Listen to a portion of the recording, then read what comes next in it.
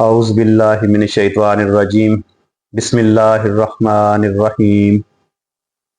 प्यारे दोस्तों, आज जो मेरा मौजू है वो है मसनवी शरीफ में नाफरमान लोगों की सज़ा, कि जो अल्लाह ताला के भेजे हुए रसूलों की नाफरमानी करते हैं उनकी फिर सज़ा क्या है।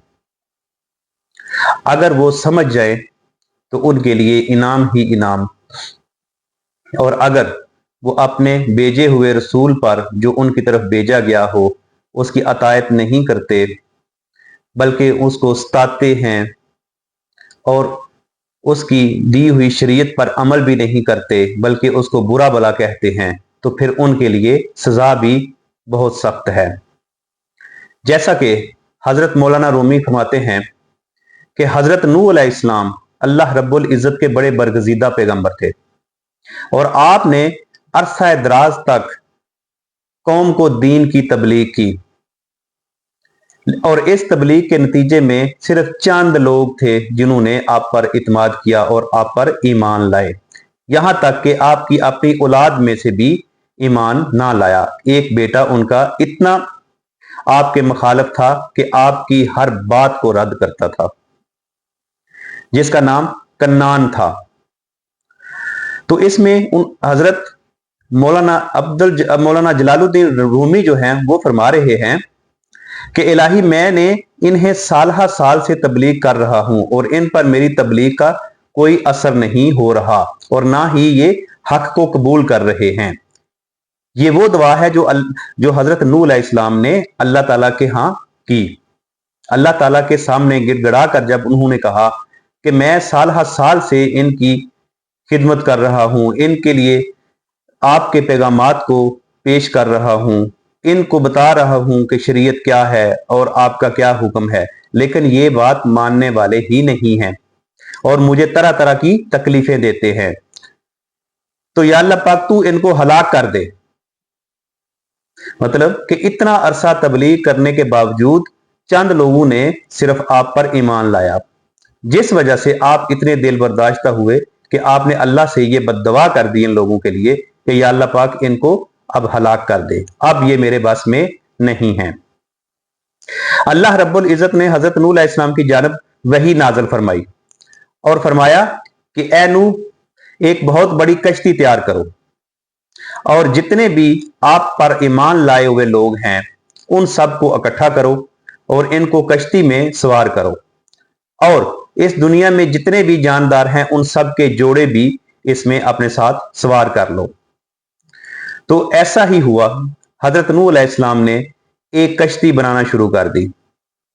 हजरत नूह अलैहिस्सलाम थे और चंद उनके साथ उनके सहाबा इकराम थे जो इस काम में मशगूल थे। क्या हुआ कि आप कश्ती बना रहे होते और आपके जो मुशरिकीन है वहां से जब गुजरते तो आप पर मजाक करते, आप पर आवाजें कसते और कहते हैं कि ये देखें ये क्या कर रहा है, ये तो एक पागल है, ये तो एक मजनू है, भला हम इस पर ईमान लाएं।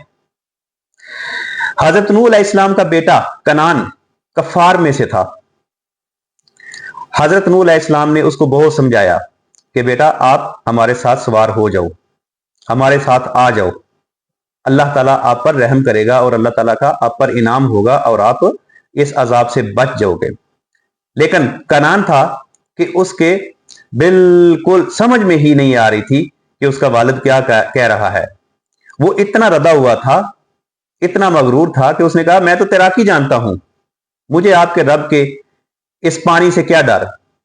तो हजरत नूह अलैहिस्सलाम ने फरमाया बेटा बेशक तू तैराकी जानता है लेकिन अल्लाह के अजाब के आगे कुछ भी जो है वो काम नहीं करता, तेरा हर अमल, तेरा हर फेल नाकाम होगा। तो कनान बोलने लगा तो मैं इस पहाड़ पर चढ़ जाऊंगा, ये जूदी पहाड़ के ऊपर मैं चला जाऊंगा, ये इतना ऊंचा है कि पानी इसमें क्या मुझे मार देगा। मतलब कि उसका देखें, उसका इतना अल्लाह ताला के खिलाफ था वो और अपने बाप के खिलाफ था कि वो उनका नाम भी सुनना नहीं चाह रहा था। यहां तक कि वो अपनी मौत को कह रहा था कि ये मौत जो है वो मेरे बस में है और मैं इसको खुद बचा सकता हूं अपने आप को, वो जूदी पहाड़ पर चढ़ जाऊंगा। तो फिर उसके बाप ने कहा बेटा ये पहाड़ भी इस तूफान के आगे, इस अजाब के आगे कुछ भी नहीं बचेंगे, ये भी खत्म हो जाएंगे, लेकिन वो ना माना। तब अल्लाह ताला ने दोबारा हजरत नूह अलैहिस्सलाम से कहा कि ये तेरा बेटा नहीं है, इसको छोड़ दे। इसका मतलब ये नहीं है कि ये है ही हजरत नूह अलैहिस्सलाम का, नहीं, मतलब कि ये कहने का मतलब ये है कि ये शरीयत के ऊपर नहीं है, अपने वालिद की बात नहीं मान रहा, तो ये फर्माबरदार नहीं है, इसलिए ये इनमें से नहीं है, ये इस ईमान वाले लोगों में से नहीं है। तो इस तरह अल्लाह ताला के हुक्म से वो जो तूफान आना था, वो जो सैलाब आना था, वो जो पानी का अजाब आना था, वो आ गया।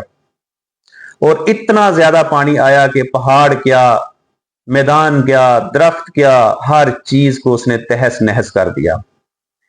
सिर्फ वही लोग बचे जो हजरत नूह अलैहिस्सलाम के साथ कश्ती में सवार थे, या चंद एक वो जानदार थे जिनको अल्लाह के हुक्म से हजरत नूह अलैहिस्सलाम ने जोड़ों की शक्ल में अपने साथ सवार किया हुआ था।